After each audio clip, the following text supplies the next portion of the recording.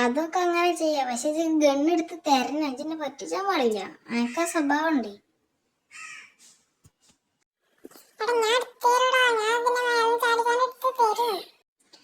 അതാ ഒരു എനിമി.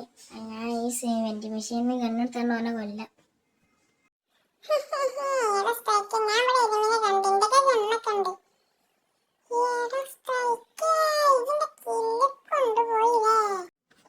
എന്റെ കില്ല് കൊണ്ടുപോയതൊന്നല്ല, ഇതൊരു ഡാമേജ് കൊടുത്തിട്ടില്ല.